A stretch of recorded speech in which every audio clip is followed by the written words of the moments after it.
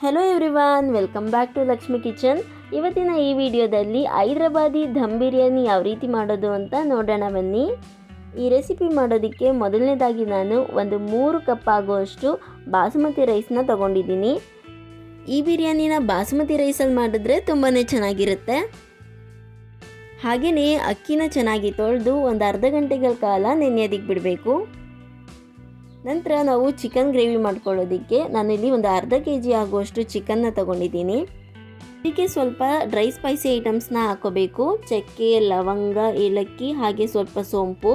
ನಂತರ ಒಂದು 2 ಸ್ಪೂನ್ ಆಗುವಷ್ಟು ಶುಂಠಿ ಬೆಳ್ಳುಳ್ಳಿ ಪೇಸ್ಟ್ನ ಸೇರಿಸ್ಕೊಂಡು ಒಂದು ಅರ್ಧ ಕಪ್ ಆಗುವಷ್ಟು ಕೊತ್ತಂಬರಿ ಸೊಪ್ಪು ಹಾಗೆ ಪುದೀನ ಸೊಪ್ಪು ಎರಡನ್ನ ಸೇರಿಸ್ಕೋಬೇಕು.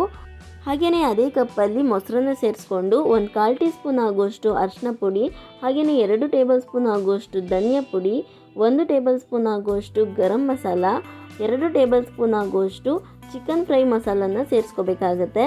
ಇದ್ರ ಜೊತೆಗೇ ಒಂದು 1/4 ಟೀ ಸ್ಪೂನ್ ಆಗುವಷ್ಟು ಪೆಪ್ಪರ್ ಪೌಡ್ರನ್ನ ಸೇರಿಸ್ಕೊಂಡು ಇದ್ರ ಜೊತೆಗೆ ಅರ್ಧ ನಿಂಬೆ ಹಣ್ಣಿನ ರಸನ ಇಂಟ್ಕೋಬೇಕಾಗುತ್ತೆ. ಹಾಗೆಯೇ 1.5 ಸ್ಪೂನ್ ಆಗುವಷ್ಟು ಅಚ್ಕಾರದ ಪುಡಿನ ಸೇರಿಸ್ಕೋಬೇಕಾಗುತ್ತೆ. ನಂತರ ನಾನು ಒಂದು 3 ಈರುಳ್ಳಿನ ಫ್ರೈ ಮಾಡಿ ಇಟ್ಕೊಂಡಿದ್ದೀನಿ ಎಣ್ಣೆಲಿ ಚೆನ್ನಾಗಿ. ಅದನ್ನು ಈಗ ಸ್ವಲ್ಪ ಸೇರಿಸ್ಕೊಂಡು ಇನ್ನೊಂದು ಸ್ವಲ್ಪ ಎತ್ತಿಟ್ಕೋತಾ ಇದ್ದೀನಿ.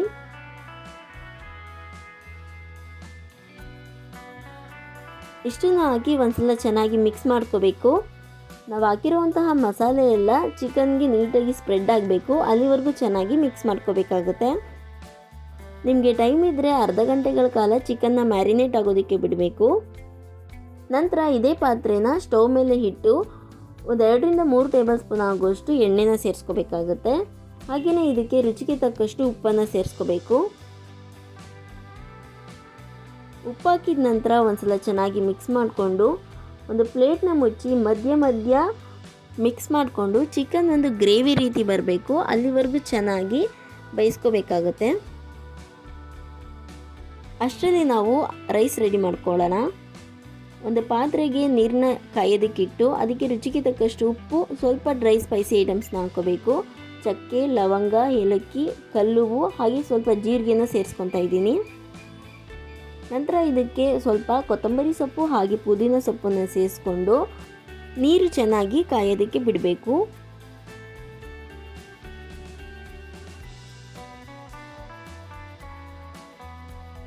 ನೋಡ್ತಿರ್ಬೋದು ಈಗ ನೀರು ಎಷ್ಟು ಚೆನ್ನಾಗಿ ಕುದೀತಿದೆ ಅಂತ. ಇದಕ್ಕೆ ಈಗ ನಾವು ನೆನೆಸಿಟ್ಕೊಂಡಿದ್ವಲ್ಲ ಆ ಬಾಸುಮತಿ ಅಕ್ಕಿನ ಸೇರಿಸ್ಕೋಬೇಕಾಗತ್ತೆ.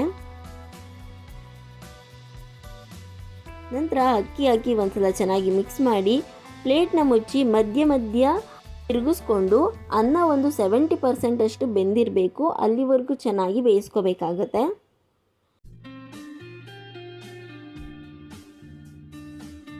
ಅನ್ನ ಬೆಂದಿದೆಯೋ ಇಲ್ವೋ ಅಂತ ಹೇಗೆ ನೋಡೋದು ಅಂದರೆ, ಒಂದು ಕಾಳು ಅಕ್ಕಿನ ತಗೊಂಡು ಸ್ವಲ್ಪ ಪ್ರೆಸ್ ಮಾಡಿದ್ರೆ ಅದು 2 ಭಾಗ ಆಗಬೇಕು. ಆವಾಗ ಇದು ಒಂದು 70% ಅಷ್ಟು ಬೆಂದಿದೆ ಅಂತ ಅರ್ಥ. ಇನ್ನು ಈಗ ನೀರನ್ನು ಸಪ್ರೇಟ್ ಮಾಡ್ಕೋಬೇಕು. ಅಷ್ಟರಲ್ಲಿ ನೀವು ನೋಡ್ತಿರ್ಬೋದು ಚಿಕನ್ ಕೂಡ ಗ್ರೇವಿ ರೀತಿ ಚೆನ್ನಾಗಿ ರೆಡಿಯಾಗಿರುತ್ತೆ. ಈಗ ನಾವು ದಮ್ ಕಟ್ಕೊಳ್ಳೋದೊಂದೇ ಬಾಕಿ.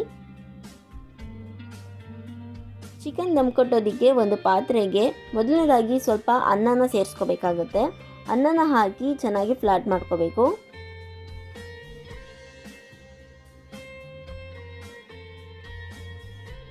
ನಂತರ ನಾವು ಮಾಡಿಟ್ಕೊಂಡಿರುವಂತಹ ಚಿಕನ್ ಗ್ರೇವಿನ ಸೇರಿಸ್ಕೋಬೇಕು.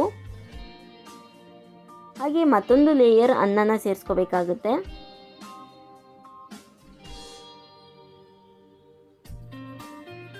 ಈಗ ನಾವು ಫ್ರೈ ಮಾಡ್ಕೊಂಡಿರುವಂತಹ ಈರುಳ್ಳಿನ ಸ್ವಲ್ಪ ಸೇರಿಸ್ಕೊಂಡು ಸ್ವಲ್ಪ ಕೊತ್ತಂಬರಿ ಸೊಪ್ಪು ಹಾಗೆ ಪುದೀನ ಸೊಪ್ಪನ್ನು ಸೇರಿಸ್ಕೋಬೇಕು. ಹಾಗೆಯೇ ಒಂದು 2 ಸ್ಪೂನ್ ಆಗುವಷ್ಟು ತುಪ್ಪನ ಸೇರಿಸ್ಕೋಬೇಕಾಗತ್ತೆ. ನಂತರ ನಿಮಗೆ ಎಷ್ಟು ಲೇಯರ್ ಬೇಕೋ ಅಷ್ಟು ಲೇಯರ್ನ ಮಾಡ್ಕೋಬೋದು. ನಾನಿಲ್ಲಿ 2 ಲೇಯರ್ನ ಮಾಡ್ಕೊತಾ ಇದ್ದೀನಿ.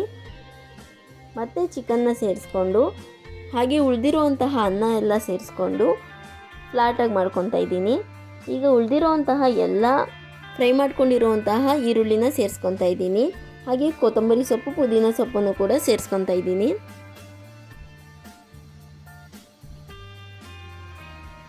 ನಿಮಗೆ ಬೇಕಿದ್ರೆ ಸ್ವಲ್ಪ ಫುಡ್ ಕಲರ್ ಕೂಡ ಆ್ಯಡ್ ಮಾಡ್ಕೋಬೋದು. ನಾನಿಲ್ಲಿ ಯಾವುದೇ ರೀತಿಯಾದಂಥ ಫುಡ್ ಕಲರ್ನ ಯೂಸ್ ಮಾಡ್ತಿಲ್ಲ. ಅದರ ಬದಲಾಗಿ ಸ್ವಲ್ಪ ಅರಿಶಿನ ಪುಡಿಗೆ ನೀರನ್ನ ಸೇರಿಸ್ಕೊಂಡು ಮಿಕ್ಸ್ ಮಾಡಿಬಿಟ್ಟು ಹಾಕ್ತಾಯಿದ್ದೀನಿ. ಹಾಗೆಯೇ ನಾನು ಗೋಡಂಬಿನ ಫ್ರೈ ಮಾಡಿ ಇಟ್ಕೊಂಡಿದ್ದೆ, ಅದನ್ನು ಕೂಡ ಸೇರಿಸ್ಕೊತಾ ಇದ್ದೀನಿ. ಗೋಡಂಬಿ ಆಪ್ಷನಲ್ಲು, ನಿಮ್ಗೆ ಬೇಕಿದ್ದರೆ ಹಾಕೋಬೋದು, ಇಲ್ಲಾಂದರೆ ಸ್ಕಿಪ್ ಮಾಡ್ಬೋದು. ಈಗ ದಮ್ ಕಟ್ಟೋದಕ್ಕೆ ನಾನು ಒಂದು ಸ್ಟವ್ ಮೇಲೆ ಫ್ಲಾಟಾಗಿರುವಂತಹ ಹೆಂಚನ್ನು ಇಟ್ಟು ಅದ್ರ ಮೇಲೆ ಪಾತ್ರೆನ ಇಡ್ತಾಯಿದ್ದೀನಿ. ನಂತರ ಒಂದು ಲಿಡ್ನ ಕ್ಲೋಸ್ ಮಾಡಿ ಅದ್ರ ಮೇಲೆ ಒಂದು ಭಾರವಾಗಿರುವಂತಹ ವಸ್ತುನ ಇಡಬೇಕು. ನೋಡಿ, ಈ ರೀತಿಯಾಗಿ ಇಟ್ಟಿದ್ದೀನಿ. ಈ ರೀತಿ ಇಟ್ಟು ಒಂದು 10 ನಿಮಿಷಗಳ ಕಾಲ ಲೋ ಫ್ಲೇಮಲ್ಲಿ ಬೇಯಿಸ್ಕೊಂಡ್ರೆ ಹೈದರಾಬಾದಿ ದಮ್ ಬಿರಿಯಾನಿ ರೆಡಿಯಾಗಿರುತ್ತೆ. ತುಂಬಾ ಸಿಂಪಲ್, ಹಾಗೆ ಸಖತ್ ರುಚಿಯಾಗಿರುತ್ತೆ ಅಂತ ಹೇಳ್ಬೋದು.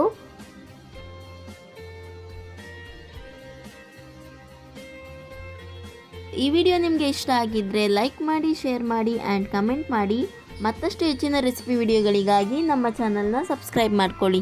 Thank you for watching.